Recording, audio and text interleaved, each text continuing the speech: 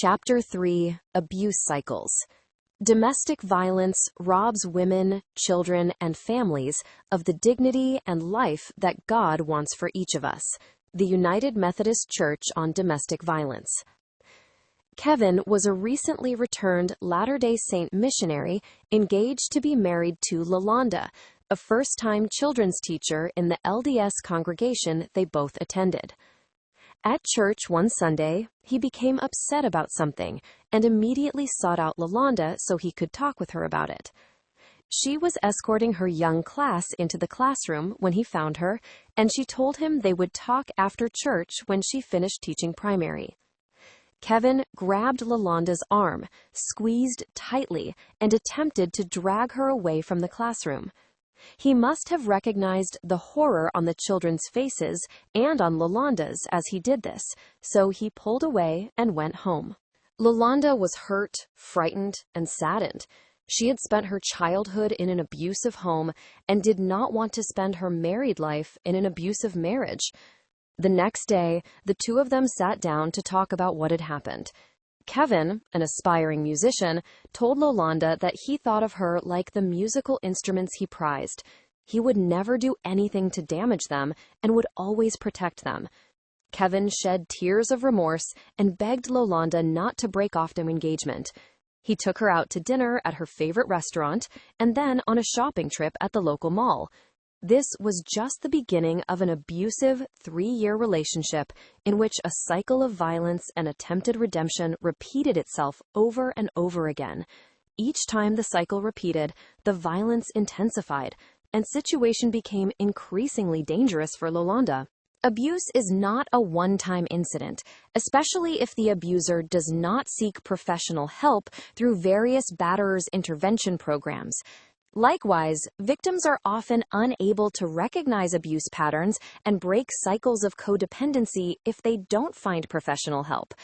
Even if a victim is willing to get healthy, she may find it extremely difficult to do so if her abuser continues to blame her for the abuse, minimizes the abuse, or denies it altogether.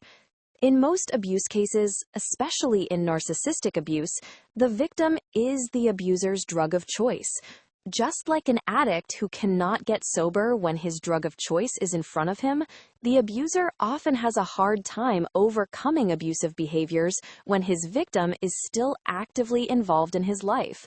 Understanding this dynamic can be quite difficult for a victim who still loves her abuser or hopes he will change.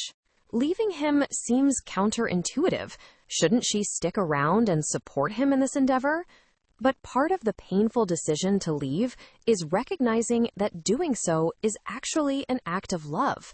By leaving the unhealthy relationship, the victim is giving her abuser an opportunity to move on, get better, and try again with someone else later, after overcoming his abusive tendencies. Understanding the abuse cycle. Abuse cycles can vary somewhat depending on the type of abuse being inflicted and the parties involved.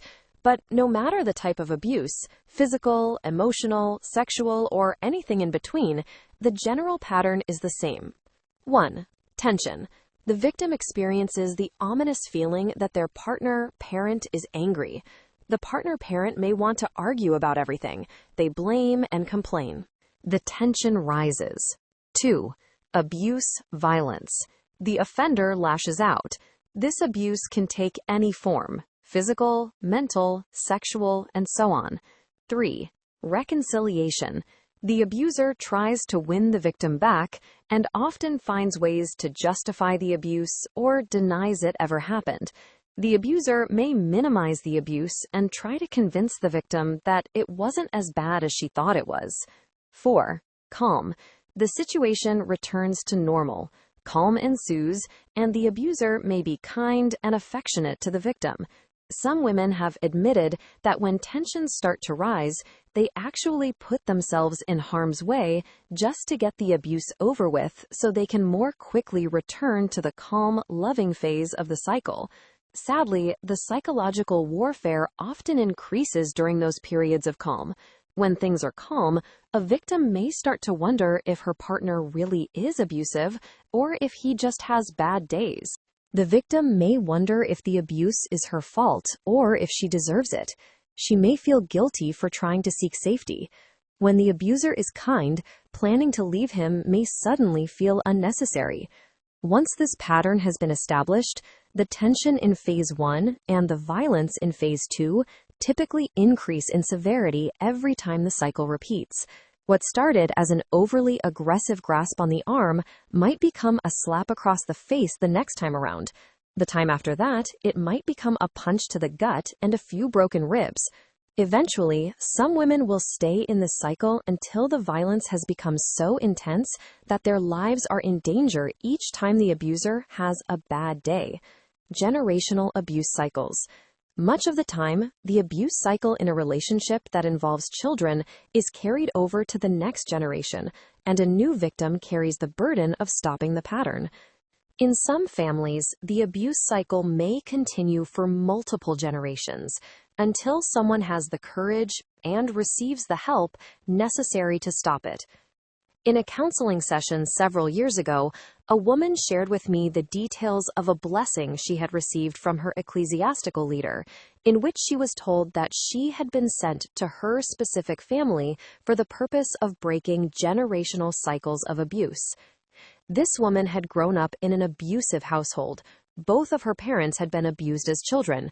Family history papers and journals revealed questionable behavior and abusive situations in her grandparents' relationships. As far back as she could trace, every generation on both sides of the family had suffered from the plague of abuse. Children were abused and often saw their mothers being battered. These situations normalized abuse and fostered codependency, making the children in these relationships prime targets for future abusers. Many times, the children involved grew up to become abusers themselves, passing the cycle on to the next generation. As I counseled with this woman, I emphasized to her how monumental it was that she had worked up the courage to take this step. We discussed the most important things she and anyone in a similar situation could do to break generational cycles of abuse. 1. Start talking about it. 2. Get educated about abuse. 3. Take classes on parenting and learn how to teach children about abuse and setting healthy boundaries. 4. Work with a therapist to break cycles of codependency. 5. Set firm boundaries with family or limit contact with them if boundaries are not respected.